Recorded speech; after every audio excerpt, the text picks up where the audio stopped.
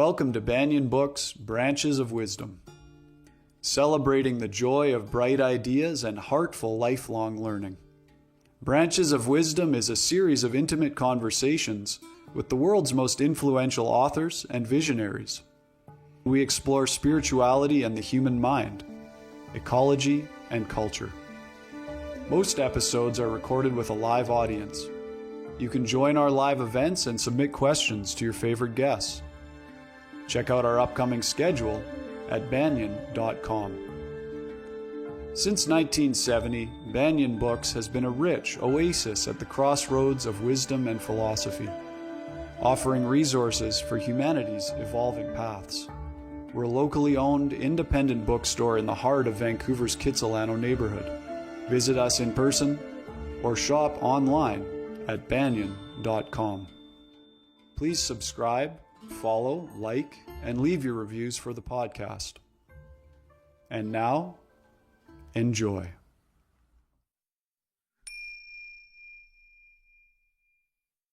Hello, everybody. Welcome to Branches of Wisdom, the Banyan Books podcast. I'm your host, Ross McKeechee, and very excited today to be joined by our special guest, Dr. Sue Johnson. Dr. Sue Johnson is a leading innovator in the fields of couple therapy and adult attachment. She's the primary developer of emotionally focused therapy, or EFT, which has demonstrated its effectiveness in over 30 years of peer-reviewed clinical research. It is acknowledged as the gold standard in tested, proven interventions for couples. Dr. Sue has received numerous awards acknowledging her development of EFT, including Psychologist of the Year from Division 43 of the American Psychological Association in 2016, and the Order of Canada in 2017. As the founding director of the International Center for Excellence in Emotionally Focused Therapy, Dr. Sue trains counselors in EFT worldwide and provides guidance to 65 affiliated centers. She consults for the US and Canadian militaries and is a popular presenter and speaker for the general public. Dr. Sue is author of 4 books, including 2 bestsellers, Love Sense, The Revolutionary New Science of Romantic Relationships, and the book, which is the focus of our conversation today, along with its brand new companion workbook. Dr. Sue's landmark book is titled Hold Me Tight, 7 Conversations for a Lifetime of Love, and it was released in 2008. And now the Hold Me Tight workbook, A Couple's Guide for a Lifetime of Love, was released December 13th, 2022. Hold Me Tight has helped more than 1 million readers strengthen and repair their romantic relationships. Now finally comes a companion workbook designed to help couples open up, reestablish safe emotional connection, and renew their bond. Drawing on the latest developments in EFT, the Hold Me Tight workbook is packed with sage wisdom and science-backed advice, as well as compelling conversation prompts, exercises, activities, and resources to help couples work through conflict and achieve greater levels of intimacy. I can say that personally, I have read Hold Me Tight, and I got a chance to go through much of the workbook over the last couple of weeks. And it's really, really powerful and wonderful work, and I highly recommend it to everybody. Hold Me Tight has taught countless couples how to enhance and repair their relationships, and the book has since been developed into a relationship enhancement program called Hold Me Tight Online, which can be found at holdmetightonline.com. And if you'd like to learn more about our honored guest today and her work, you can visit her personal website, which is dr, or for Dr. SueJohnson.com. Banyan community, please join me in a very warm welcome for Dr. Sue Johnson. Hello, Dr. Sue. Hi, Ross. What a beautiful introduction. Thank you so much. Thank you so much for being here. It's really, really a pleasure to have you. You're most welcome. Now, one thing that I thought might be helpful for our audience is to just understand a little bit about your own personal journey as a therapist and researcher that led you to the creation of emotionally focused therapy? Okay. Well, it's been quite a journey. But it's really, it's difficult to say where it really started. I mean, did it really start with me sitting as a little child, as I talk about in the book, sitting on the stairs in the dark, listening to my parents fight? And my granny came to sit beside me. And I remember saying to her, why do they do this? And she said to me, because they love each other, dear. And I remember as a little child thinking, that's silly, right? And this is not understanding it, but finding it fascinating. But speeding forward a bit, I was a doctoral student. And when I was a doctoral student at UBC, I was a crazy person. I was on fire. When I think back on it, I was demented. Okay, I was so on fire about helping people change and psychology. And anyway, you know, I did really about 3 doctorates. I think I did so many courses, and I felt sort of pretty confident about myself as a therapist. I'd run groups and I'd worked with men struggling with violent behavior. I'd worked with lots of disturbed adolescents. I'd done family therapy. I'd done individual therapy. And I was feeling like, well, you know, hey, you know, I'm just grooving along here. And then my last sort of clinical experience was in Vancouver, and they called me up and they said, Sue, you've had quite a lot of experience for a doctoral student. We hope you don't mind. We know you're only supposed to see 2 or 3 couples, but we've got a lot of people sick. Would you mind seeing couples on the hour, every hour for about 2.5 days? And this is me at the time, right? I said, sure.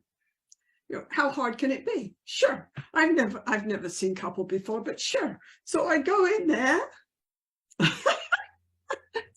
and I start to see couples, and it's terrible. It's they won't listen to me. They don't take any of my suggestions. They don't care about the wonderful insights I have. They don't. They interrupt each other and me. They something's happening here that I just don't understand. They aren't at least bit interested in what's in the literature, which is learning communication skills. They'll sort of do it if I insist, but then the minute they stop doing it, they go back to what they're usually doing, which is blaming each other or withdrawing, shutting each other out. And I had no idea what to do.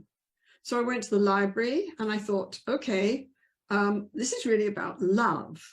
And there's something in and how love gets stuck and goes wrong. And because these people are massively invested in this dance they're doing. And I went to the library, and you know, when you're a graduate student, you think everything's in the library if you can just find it. The secret to life is just in the library, like it's in Banyan books. Okay, I go into Banyan books and I say, the secret to life is here somewhere. I just have to find it. So I went all over the place, and all I found was incredibly analytic things, abstract concepts, skill building things.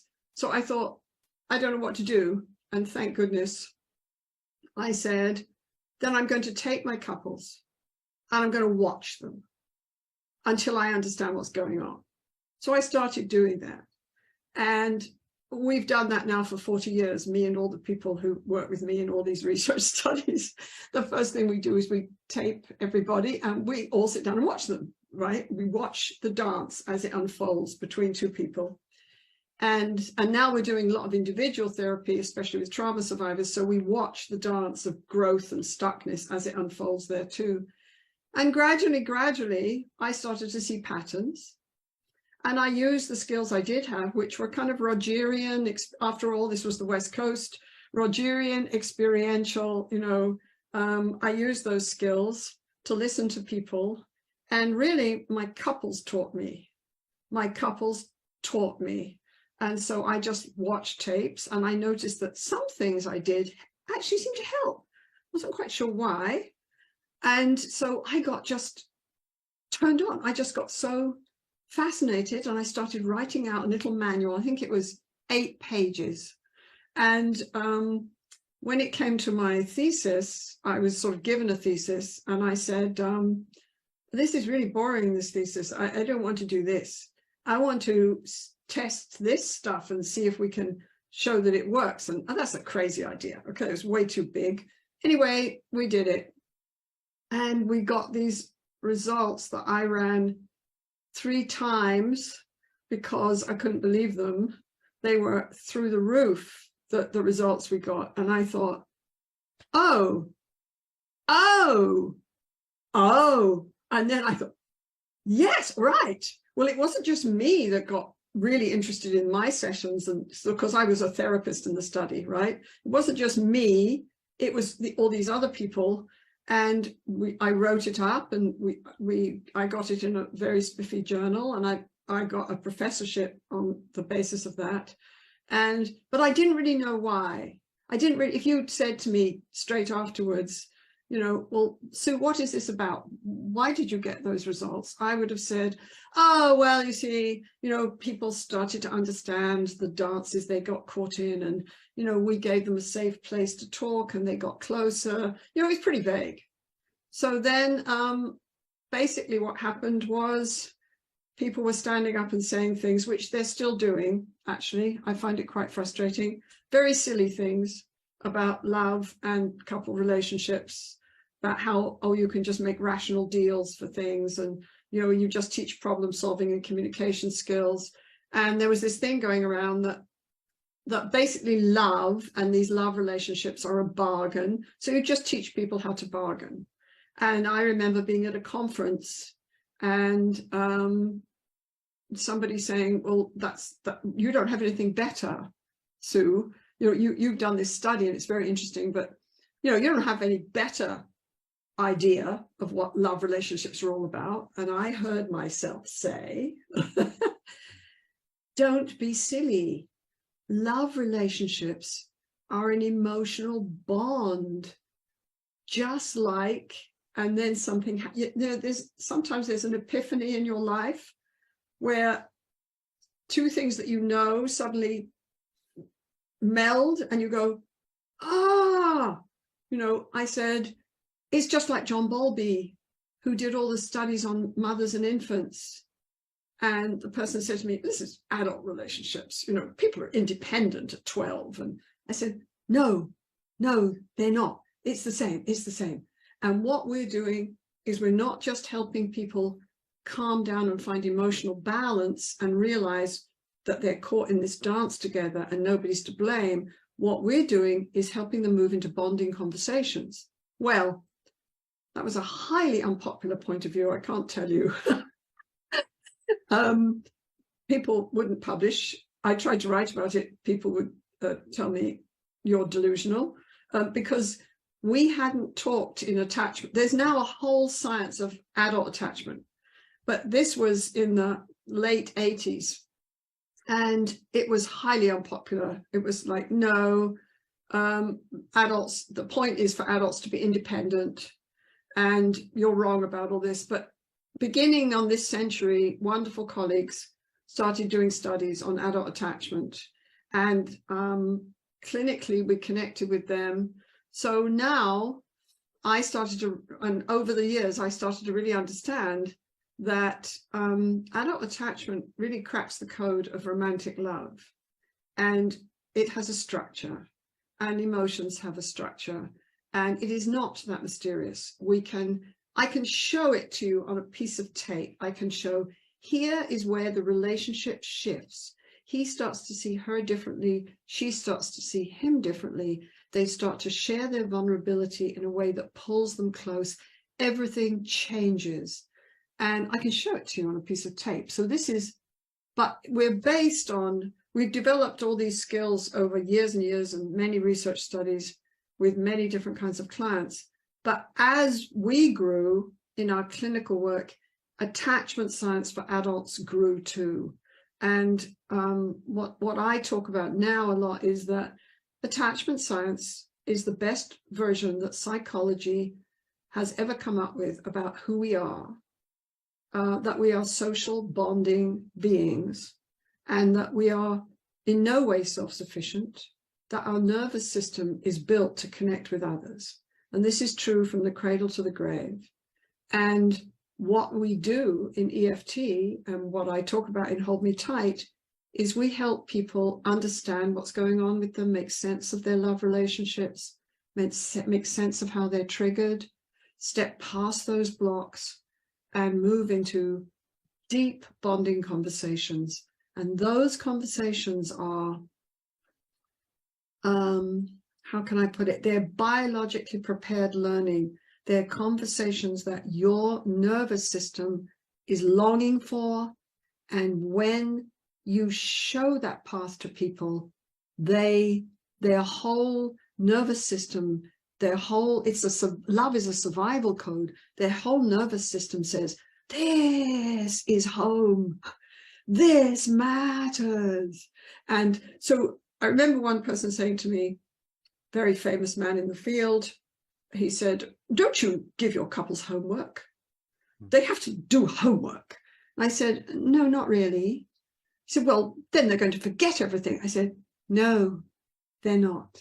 They don't forget what happens in our sessions. They don't. And he said, oh, I said, no, you don't understand.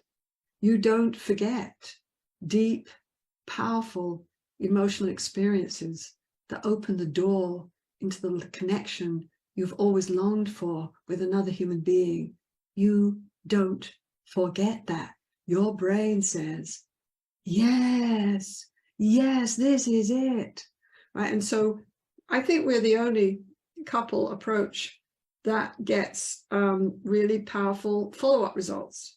In other words, people have bonding conversations, and 3 years later, you ask them questions and they'll tell you, yes, we're still happy in our relationship. Yes, not only that, that's the booby prize for me. I want more than that, right? We're not just happier and don't fight anymore or can problem solve better together. I want more than that, okay? We are closer, we are bonded, I feel like he has my back. I tell her she's precious to me. We've found each other. We have this safe attachment. And we know that that kind of attachment doesn't just mean you've got a good relationship. It means that you personally are stronger. You are stronger, more resilient. You have more emotional balance. Some of the cliches about love are really true. Love really does grow people. It really does. And a good couple relationship, the two people grow each other. It's just like a good mother grows a child, they grow each other. And that is, for a therapist, this is the other thing. I've been obsessed with this for 40 years. So, does it not get old? No, because watching two people move into that is an honor, a privilege, magic, amazing, incredible.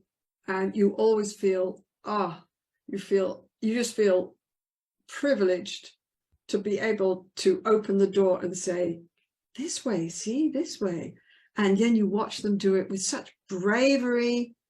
People reach, people who have no reason to trust another human being ever again in their life. They will reach if you show them the way, because we have this deep longing to be loved and close and feel precious, that we matter to another human being. And it's stronger than anything. It's stronger than sex. It's stronger than aggression. It's stronger than anything. So that was rather long. I'll keep my other answers shorter. Sorry. No, that's wonderful. Thank you. It gives a good entry point into the context of your work for our audience.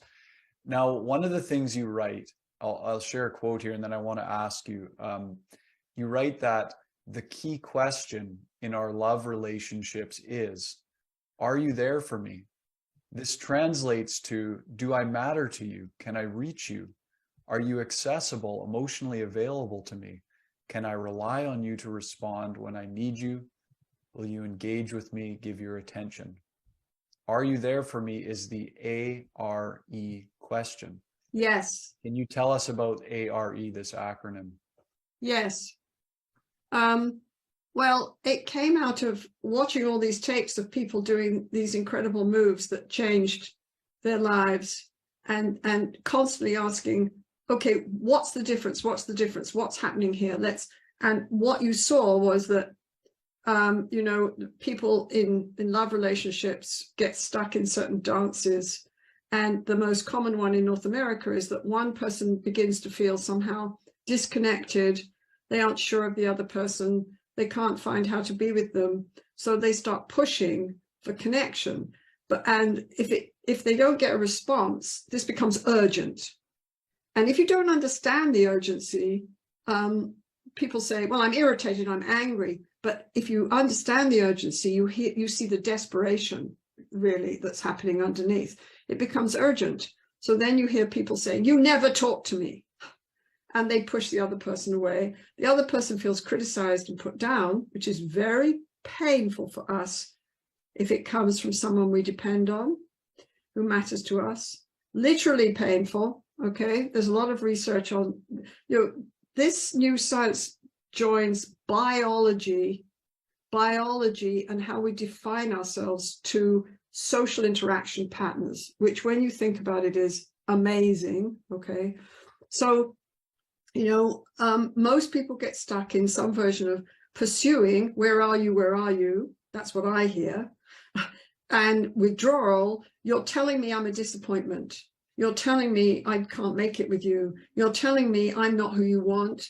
So I'm going to defend and shut down and shut you out. And the more I shut you out, the more desperate you become. So this is the pattern so many people are caught in.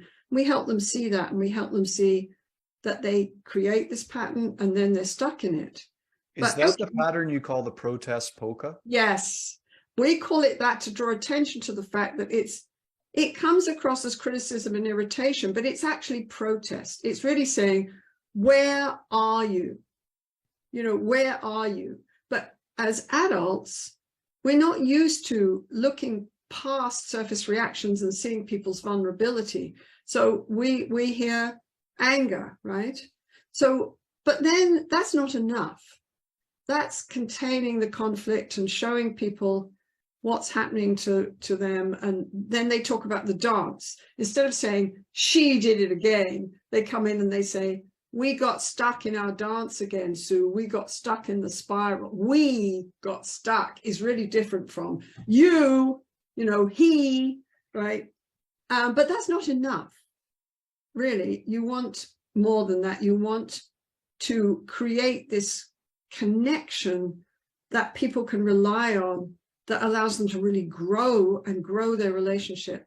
So we looked at all these tapes and we looked at the attachment research, and it's the same stuff. A mother who is taught about her child's vulnerability and taught to see her child's attachment cues and respond to them becomes more open. She's paying attention to the right things. She's actually seeing what's going on, right? She becomes more open. She hears the signals from the child. She gets them. She tunes into them, right? Whereas before she's not a bad mum. She's just tuned to something else. She's tuned out. She tunes into those signals, and then she lets them move her. She responds, right? And as she does that, the engagement between her and the child is tangibly different, right? And we used to watch and we'd say, hey, same, same thing, but he just happens to be 52 and, you know, she's 51, and they've been stuck in withdraw, you know, pursue for 20 years, same. And you can see it, right? And you can see they shift into understanding something about their own fears and needs, which are universal across this planet. We all have the same fears and needs. Understanding about their own fears and needs and being able to sort of name that vulnerability, name it, and then being able to actually open yourself up to risking actually sharing that with your partner, which we're all scared to do. It makes us, we think, more vulnerable, more likely to be hurt. So we protect ourselves and we shut ourselves down and we shut other people out. So, you know, suddenly you can be more open with your feelings. You can say, Instead of you never talk to me, you can say, I feel so lonely. Since you lost your job, you've kind of gone off somewhere and I can't find you. And I feel so lonely and I'm getting really scared because I don't need you to problem solve and fix everything in our lives. I need you just to be with me. And that's an incredible message. And when one person does that, the other person, there's no threat in that message. The other person begins to respond. So you get two people tuning in and being open and accessible to each other instead of guarded and shut down, and being able to respond to each other on this vulnerable level, right? Responsive. And it's not just a cognitive process, you know, it's a body process. You know, I actually, for the first time in years, I looked after a 14-year-old baby for 2.5 hours a couple of days ago. And I didn't know what it was going to be like. I was tired, you know, and I thought, this is silly. Why am I doing this? I just found it completely delightful because this little being is so open and so responsive to every move on my face. And if you give him half a chance, he'll engage with you with his whole being.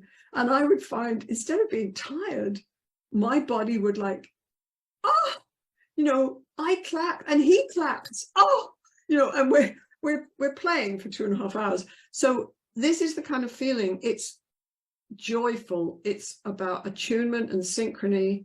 It's a natural source of joy, just like singing with other people is a natural source of joy. Dancing with other people is a natural source of joy. So ARE, are you there for me, is trying to say to people, we get caught in all these things, content. Oh, the problem with us is that we can't manage money and we fight about money. Yeah, okay, on one level, but no, the problem with you is when you start to talk about money, all your attachment, fears and needs come up, and you basically tell him how disappointing he is, and he hears that and he turns away and shuts you out. That's the problem. It's how you talk about money that's the problem, not the money problem. And that's the other thing. We would watch people become ARE, and we would watch them in the last sessions of therapy come together and jointly problem solve huge issues that they struggled with for years. You know, huge issues. A couple talking about, you know, you've shut me up for the last 12 years. You go off to the cottage and I hate it there. And you'd prefer to be at the cottage with me and you don't love me at all. And I think we should divorce. He says, you're just so difficult to live with. You wouldn't even look at the cottage. And in the last session, he says to her, sounds like a find the bad guy conversation. Yes, it is find the bad guy. And in the last session, he says to her, you know, I went to the cottage the other day and I really missed you. You miss me? Yeah, and I really missed you, and you know, I really want you there. And we don't have to go there all the time. I hear that you love the city, but I wonder, if I built a studio on the side of the cottage for you to paint in, would you come to the cottage with me? She weeps. And I see them 3 weeks later and they've made plans to live half time in the city and half time at the cottage. Now, you know, this is when people are open, responsive and accessible, they can solve problems. First of all, when your amygdala is all fired up and you're in a state of alarm, your perception narrows to what is threatening you, and your problem solving skills go straight out the window. And we know that, you know, we know that that's a known fact. And that's what happens in couples. So the couples come in trying to solve problems when the emotional music is so threatening to everybody in ways that they don't even understand, they don't even have words for. You know, if you ask people sometimes, what do you need in this relationship? People can't really, they say, need. I need her to be more difficult, less difficult. No, wrong rabbit hole. You've just gone down a rabbit hole. No. What do you need? Let's talk about, when do you feel bad in this relationship? When do you feel worried about the relationship? Well, we used to sit and talk at night, and now she goes to bed at 8 o'clock and I'm all by myself. Well, you're all by yourself. And the other thing we've learned from attachment science is emotional isolation is toxic for human beings. We're not wired for it.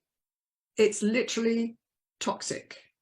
And we have a culture that has somehow deified it and talked about it like it's independence and freedom.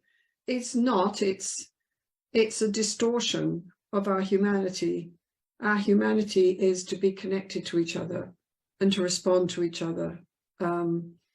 So you're asking good questions. I hope I'm answering them. I just get caught up. You are, and then some. It's wonderful, and it's getting me thinking in different ways. What I'm reminded of here is one of the things you mentioned at the start of the workbook, that post-COVID-19, this sense of isolation and disconnection has become even more magnified. Yeah. And this kind of work is even more important now. Can you comment a little bit on the current state of things? Well, yes. To be honest, if I look around me, it worries me, because for me, COVID was a perfect storm. Suddenly, the world is much more uncertain. Suddenly, everything's vague, uncertain. There's this mysterious illness. And how do we usually deal with uncertainty, threat, right? We come together. And suddenly, the way we have of dealing with uncertainty and threat is also a threat. We can't come together. We have to stay separate. And I think, and then I think what also happened is that couples who couldn't talk about their worries and their fears and comfort each other and turn to each other, even when they were cut off from other people, couldn't find a way to come together and comfort each other. So the uncertainty got worse. I think it was a perfect storm. I think the second epidemic, there was COVID, and then there was a second epidemic called emotional isolation. And some beautiful things happened. Like, I remember watching a video of Italian people in a big apartment going out on the balconies and singing to each other. That's beautiful. I mean, some beautiful things happened, but it seems to me, and this is what the statistics show, that depression and anxiety has risen and is rising. It's to the point where the World Health Organization thinks that depression will be the main health issue. I think it already is, actually, or did they give it a couple of years? We should all pause here. There's a message here about how we live, never mind about COVID. There's a message about, have we built, okay, we live longer.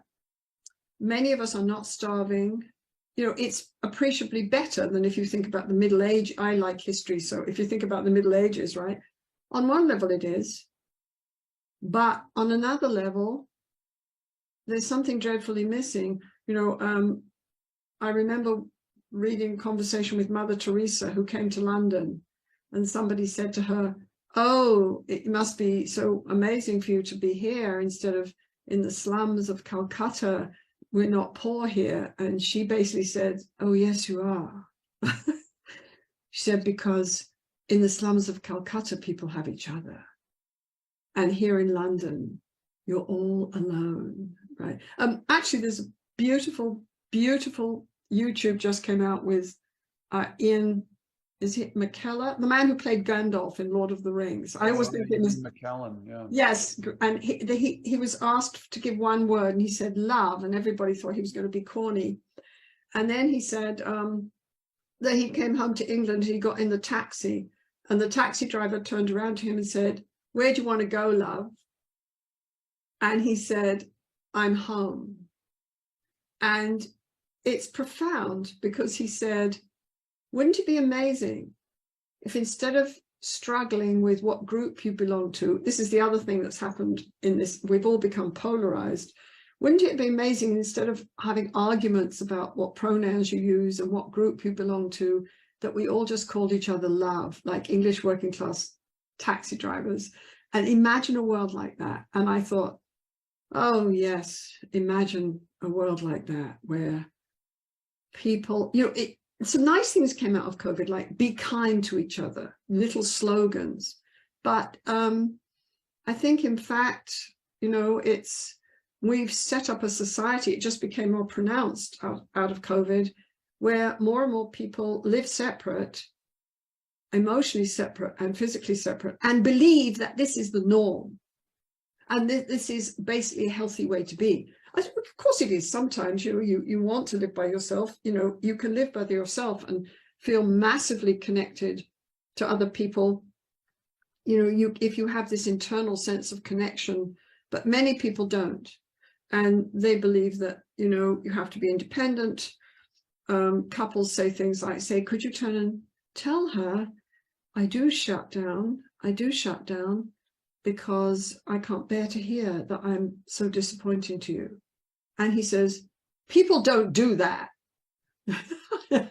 Like, I'm not doing that. That's weak. She'll just despise me more and I'll despise me. And I say, oh, I understand. Aha. So let's just stay here a minute. For you, that would be strange. That's not, you don't think that's normal to be able to tell your partner, it hurts to think that I'm disappointing you, that you might be disappointed in me. This would be a huge thing for you to do. It feels like a risk. He says, well, yeah, men don't do that. Don't you know men don't do that? And I say, So, we can deal with almost anything these days in EFT. So I turn and say, good. So could you tell her, please? It's just too hard for me. It's easier for me to go silent. It's just too hard for me to turn and tell you that I just can't bear to hear the message that I'm disappointing you. And he does it. And then he's amazed that his wife leans towards him with tears in her eyes and says, oh, I didn't know that. And I'm so pleased you shared that with me. And that's what I want from you. I want you. I don't want someone who fixes everything. I don't want a perfect performance. I don't need a perfect human being. I want you. And I love it. People's eyes, when people get this, they go, we have this thing. My dog used to, what was the cue? Oh, if you played music on a recorder to him, he used to put his right lobe down to his shoulder and go. People do that when they get like, oh, I've been on the wrong. You just want closeness with me, imperfect, vulnerable me. You want me, not my performance or my, and they go, huh? And it's because it's sort of alien. And some of that is that we live in a culture where distance and shutdown and invulnerability are glorified. Look at all our movies about, superheroes, I mean, they're fun on one level, but sometimes when I'm looking at one, which I don't very often do because they bore me, to tell you the truth, but it's just all this stuff about invulnerability. And it's fun unless you start to believe the myth. Unless for years we've worked with, the US Army and the Canadian military, and we do EFT, emotionally focused therapy with Navy SEALs, with men who start off saying, what did that gentleman say? Excuse me, ma'am, I don't know what you're trying to do here, right? But I'm just here to be a better soldier. And so I said, well, I'm so glad you're here. Please sit down. I'll show you how to be a better soldier, how to be calmer, stronger, more sure of yourself. And to do that, you need to know that somebody's got your back. And the lady sitting beside you is the woman you came home to. And she's the one that you need to know has got your back. If she's got your back and you know that in your bones, you'll be a better soldier, okay? And he sat down. And then we worked in that group with those guys, and we work with them all the time. But our society privileges so-called self-sufficiency or independence. You know, our society says things like, there's apps that tell you, look in the mirror every morning and say, you're terrific. God, you're terrific, right? This is a silliness, all right? I mean, the bottom line is your brain will listen to it for 2 minutes and then say, yeah, yeah, yeah. For your brain to really pay attention, you have to look into the eyes of someone you love and see that you are the one they want with all your warts, and that's what we all long for. And when we get that, we grow. So I can't even remember your question, Ross. I'm going to try and be more disciplined, all right? That's okay. That's okay. They're just entry points for us. And I wanted to ask you that the conversation number 6 of the 7 is bonding through sex and touch. And I wanted to share a quote. You explain, the fact is that secure bonding and fully satisfying sexuality go hand in hand. Yes. They cue off and enhance one another. Emotional connection creates great sex, and great sex creates deeper emotional connection. One of my questions is around how do we find the right balance between using sex as a way to build a stronger emotional connection while also being aware not to use it as an escape from addressing other emotional aspects of the relationship? Oh, that's an interesting question. I mean, I think our society basically prioritizes sex, and so says, and tells us, here's the way to have sex. This is what good sex is, and here's the way to have sex. So, you know, and we've got all kinds of cliches out there, like, you know, all men want is sex. You know, men want sex, but every man in couples therapy I've ever worked with, is this true? Yes, every man I've ever worked with in couples therapy, if you go a bit beneath the surface, you know, I mean, let's be clear here. If what you want is orgasm, there are easier ways to get that without having to mess about with all the strum and drang of interacting with another person, okay? There are all kinds of easier ways to get that. But these men, they say, I want sex, because they know how to ask for that, okay? But if you really listen to them, what they want is to be touched. What they want is to feel they matter. What they want is to know they please their partner. What they want is to be desired. And that's what women want too. And that's all about the emotional signals you send each other. So, you know, people's sex relationship improves in EFT. Why? We often don't. Sometimes we talk about it if it's front and center for the couple. Maybe that's the place they enact their dance the most, but sometimes we don't. But their sex life improves. Well, how come? Because if you are open and responsive to each other's cues and can tune into each other and move together, you can explore. You're curious. You can communicate. You can talk about what you want and need. You can dance. Before COVID, I used to dance Argentine tango about 10 hours a week, okay? And it's the same. I mean, it's the same stuff. It's the same. Actually, it's a lot the same, because we take sex and it's been commercialized and made into a cliche, and so is tango. Tango is being made into this silly, over-sexualized performance dance, okay? Real tango is not like that at all. Real tango, you can go to any city in the world, and I can stand up with a perfect stranger, and this beautiful emotional music gives us the structure. We're both tuning into this emotional music, and it's holding us. And I can start to breathe with that person, and you start by changing weight. You get each other's rhythm, you change weight. And then you have to risk. You have to open up to the person's signals. And the person sends you signals, and you take your prefrontal cortex and put it out in the chair on the other side of the room, and you allow your body to respond, and it's about synchrony, and good sex is the same. So it's like the tricky part is our culture often tells us what is normal and gives us an image. How can we possibly create good relationship and good sex when so many of us don't even have an image of what that looks like? We don't even know how to put our feet on the path. So then it's incumbent on people like me who study relationships and on attachment theorists to explore sexuality and to talk about, good sex is not just massive sexual positions. My favorite one was always climbing monkey, what's that one?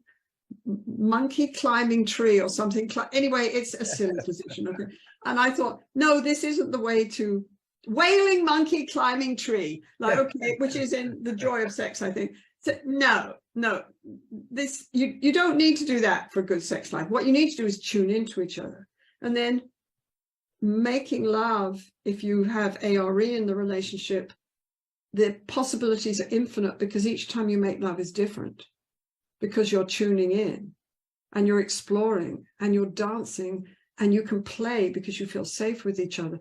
The safer you feel with each other emotionally, the more you can explore this experience. It's like, those, what do you call those, zip lines? If you're on a zip line and you're strapped in, you are, and you trust the person that strapped you in, you can zip across the canyon going, whee! You're open to the experience, right? Then that's like this emotional safety and sexuality. If you believe that the zip line is wonky, no, you don't engage in the same sort of spontaneous joy, and you go over, performing or worrying or trying to figure out how to save your skin if things go wrong. It's a different experience. So we've done funny things with sexuality, and people say things like they confuse secure attachment with familiarity. They say, oh, once you're familiar, you can't, novelty, good sex depends on novelty. Indeed, good sex depends on being so open and connected with another person that you're open to new cues. And of course, your dance with that person naturally changes every minute. That kind of novelty is deeply fulfilling. But in our society, we've said it's all about what toys you have, or you have to include more people in the relationship, or you have to have more superficial novelty coming from the outside. No, my experience is that doesn't fulfill people, so they keep upping the ante. They want more extremes from their partner, and when their partner gives it to them, that's not enough. They want more extremes. So it's kind of like pornography in our society. They've ramped the pornography. Now is nothing like it was 20 years ago. They've ramped it and ramped it and ramped it because people habituate to it, and now it's becoming really wild. And I think if we'd seen the stuff that's out there now 30 years ago, we wouldn't have believed it possible, right? And and people are thinking it's normal you have to do these extreme things like choke people to have good sex. Sorry, excuse me. This is pernicious nonsense. This is no. And women mustn't do this to please men. And men mustn't be deluded into thinking that this is manly and that this is wild sex. This is a trap. This is commercialized nonsense. So yeah, sexuality is very core here. And I do talk quite a bit about it and people can go to my professional site and they can look up articles where or even talks where I've just talked about sexuality. The professional site is www.ICEEF as in Frank T.ca, the International Centre for Excellence in Emotionally Focused Therapy. So I've talked quite a lot about sex. Thank you. There's a question here from Josephine that I'll share with you. It says, can someone with avoidant attachment style also have the tendency to always say yes and pretend to agree with everyone else's agenda, but then eventually assert an extreme boundary without prior indication? I think so. We all have, attachment styles they're strategies we learn, usually in our early relationships, and they worked in that they saved our lives in those relationships, and we started to count on them. The trouble is, there's nothing wrong with that. The trouble is when we get stuck in them and we don't learn to do anything else. So then they do us. We always do. There's a song by Steely Dan called Do It Again.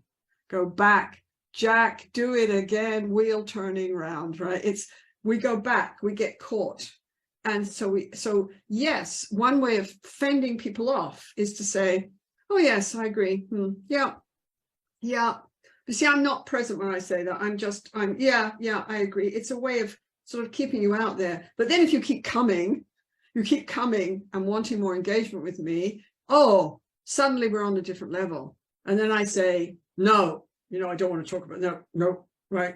So yes, people have their own way of dancing these strategies, but it's still useful to know what the strategies are.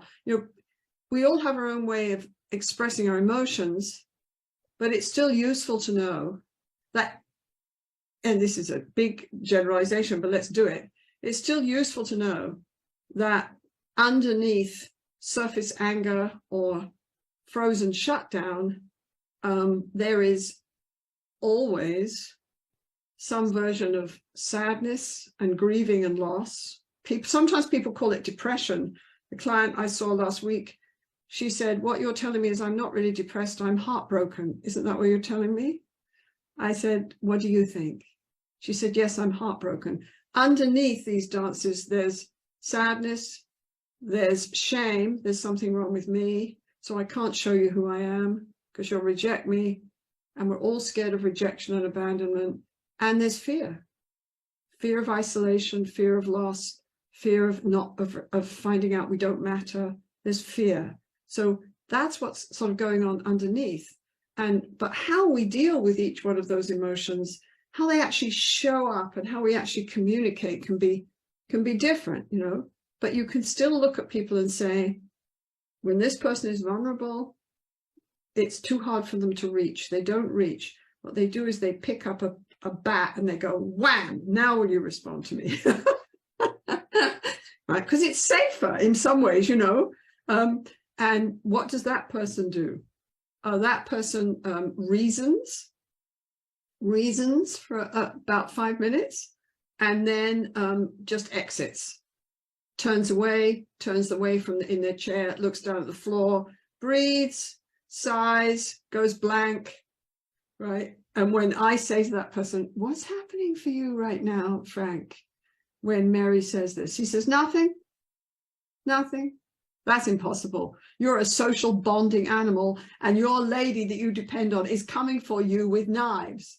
So, if you're saying nothing, you're working really hard, man, at feeling nothing. So all I have to do is get in the way of that and say, you feel nothing?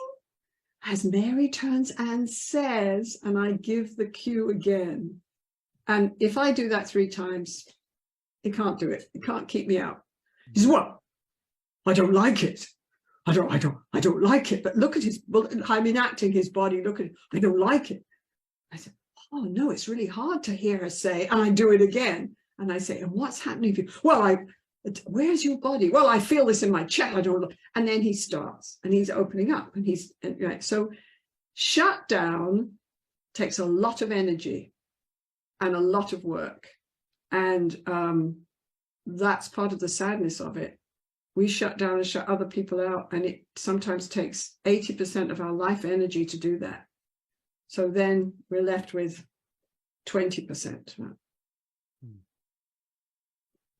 Thank you. And thanks, Josephine, for that question. I think we have time for one more. This is a two-part question. I'll share both parts because I think they're really kind of intertwined in our one question in essence. So this is from Sonia, who says, Dr. Johnson, I have two questions. One, how does one build one's own ability to trust and be open to other people after trauma, both in childhood and adulthood? And two, how does one who has had trauma raise children who are securely attached and have a model for good relationships? Oh, that's a big one. We could spend a whole hour. That's a fascinating question. Thank you. It's a beautiful question. Let's do the first one. Okay. I think where we all start, where we all have to start, whether in couples, individuals, or we have to acknowledge where we are. And sometimes other people can help us with that, but we have to acknowledge that it's hard for us to trust. And we have to acknowledge what that's about. And if you've been traumatized in close relationships, you have all the reasons in the world to be incredibly careful and not trust you. And I think what I just said is important, to acknowledge you have a problem with trust and that you have good reasons for that. And that those reasons are valid. And then you know kind of where you are. And then you have to say to yourself, I want to learn to do it. So first acknowledging that it's difficult, understanding what that's about, put it in context. And then what I see couples do, what I see individual clients do with me when I do EFIT, emotionally focused individual therapy, which we wrote a book on this year that called The Primer of Emotionally Focused Individual Therapy. What I see is they can acknowledge that, and I can say something and acknowledge what is the fear, what is going to happen if right now you turn and take a small risk with me, or you turn and take a small risk with your partner. And you know, our fears are all the same. They really are. They're universal. What is going to happen is I won't be seen. I'll be invisible. You won't see me. What is going to happen is I'll see that you don't care. What is going to happen is I'll feel more rejected and the pain will be huge. It'll be worse. What is going to happen is the pain will go on forever and I'll never get out of it. And that's right. What's going to happen? So then you get specific about the fear. You kind of name it and you sort of nail it to the ground. It's not big and vague. You know what it is. And then you start to take little risks, which if you're in therapy with me, I do, or if I'm in couples therapy, I help people do. I think the exercises in the book and in the online program help you do. You start to be able to name and own your inner reality in a way that makes it okay. And you start to take small little risks. And maybe the first risk is you're kind to yourself. You take small little risks. You don't leap off off Everest, you go in for a walk and look at Everest from a distance, right, from binoculars, and then you think about it, and so you say to somebody, I'm aware that it's difficult to talk about this with anyone, and so some part of me would like to be able to talk about this with you, but it's so hard for me right now. I just it's just scary. That is wonderful. That is, if you did that in therapy with me, I would go, yes, yes, yes, Ross, you are so brave. That's incredible, terrific, right? You have to start where you are, and you have to start small, and you have to take risks. And the issue is that you have to be prepared for the fact that some folks don't know how to respond to you, and that's the truth. And some folks will try, and some folks do know how to respond. So, there's a risk involved. But raising children, this fascinates me because my experience is there are amazing, brave, courageous, resilient, incredible people out there who have been traumatized in unbelievable ways as children and who then turn around and find the strength and the courage and the wisdom to understand what happened to them. And instead of being caught in being reactive and somehow repeating that pattern, they see the pattern and they tune into what they longed for and what their children longed for, and they reach and they give what they've never seen and they never got. And that is miraculous, and speaks to the power of the human spirit.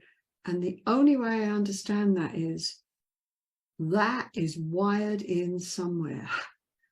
This stuff is wired in, but it's cut off when you're always protecting yourself and you're in a dangerous situation. But you look into your baby's face and you see that vulnerable child, and it awakes in you the longing that you had as a child that was never answered. And you find the way to do it because we have this path in us. We have these natural positive patterns of reaching and holding, and they're old, and they're basic survival code. So people find ways to do it. But I think sometimes it's not easy. I mean, if you're overwhelmed with trauma cues and you suddenly feel numbed out and depressed, and your child comes and wants to be held, that's hard. That's really hard. And maybe and that's when you need support. You need a friend, a mother, a husband, a wife who can see that you're having problems and come in support. If you're alone as a single mother, that's so hard, because you've got this turmoil going on inside of you, and you're being asked to respond to this other human being, but it's almost like they're miles away, and so that's very difficult, and that makes it hard. But people do it. We do not always pass trauma on. We talk a lot about intergenerational trauma. Yes, it's true, and that's a community issue as well. But the truth is, thank goodness, we don't always pass trauma on. We really don't. Sometimes we find ways to heal it just enough, maybe, that we can respond to our children, because naturally, if we're open in a moment, people respond. Have you ever seen the way people talk to dogs? Dogs are... I used to sit in Starbucks and watch there used to be a thing where they would tie the dogs up outside, and I would sit and drink my coffee and watch these distracted people with files under their arms and coffee and who are talking on their cell phones. Then they have to stop because the traffic's coming along, and a dog looks up at them and wags its tail and does a kind of dog smile, and they stop and they go, I couldn't hear what they were saying, right, but I would see them go,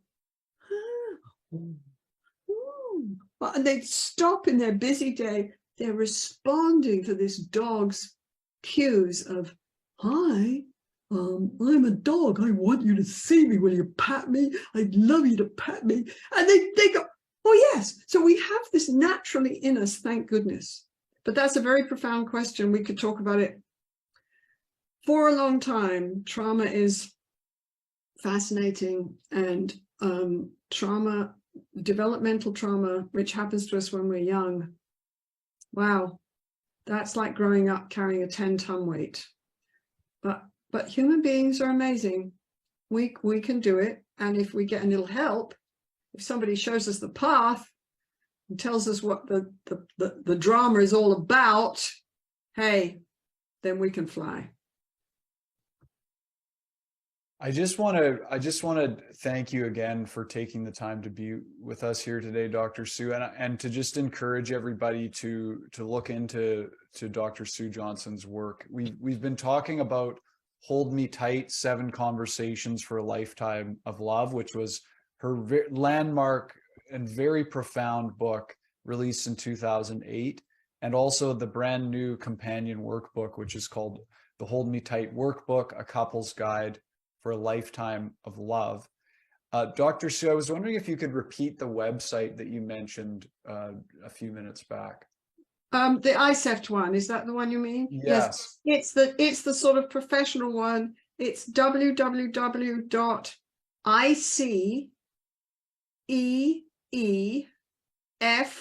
as in Frank, T.com. It's the International Center for Excellence in Emotionally Focused Therapy, and it's an international not-for-profit. We train therapists. Hey, Ross, I'm happy to tell you it's not 65 organizations we're connected with all around the world now. It's 91. Can you believe? Whoa. Yeah, I know. That's what I said when they told me. Whoa, what happened there? They're springing up everywhere. Iran, Egypt, everywhere. Okay.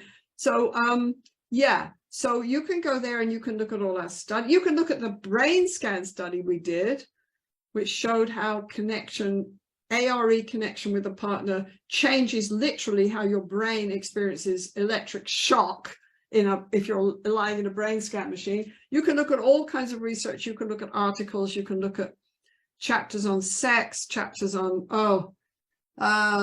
there's some, I look at that now. I looked at it the other day and I must admit, I thought, this is ridiculous. Who did all this stuff? Me and my colleagues did all this stuff. I don't know. Have we had any time at all to breathe? I can't believe it. But it just grows. It just grows. So, you know, EFT is a passionate lot because we love what we do and we believe in what we do. So, so yeah, that website's neat. And the Hold Me Tight Online program you said is www.holdmetightonline.com, and that's the one that lots of the military personnel use. I love the fact that our Canadian soldiers have and their partners have access to that. I just love that. So that's wonderful. And it's really, really neat to me that a lot of your research was done just down the road from Banyan Books at UBC. That's a really cool connection. Yes. Yeah. Oh, hey, when I first came to Canada, I had no, as I told Jacob, I used to tootle down to Banyan Books and sit and read the books in your armchairs. You never threw me out, you guys. You were so sweet. And then I would save up and I'd be able to buy one of the books, right? But I used to love Banyan Books. Yeah. Wonderful. Dr. Sue, thank you so much for joining us today. You're most welcome. It was incredible fun.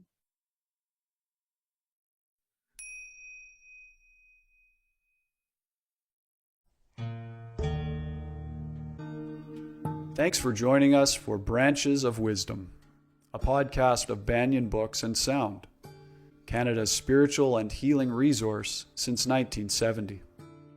Our podcast producer is Jacob Steele. The show is edited by Abdo Habani. Watch all our conversations on YouTube by searching for Banyan Books, or listen on your favorite podcast platform.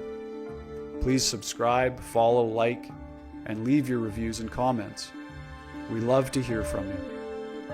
For all our live events, books, and more, visit us at banyan.com.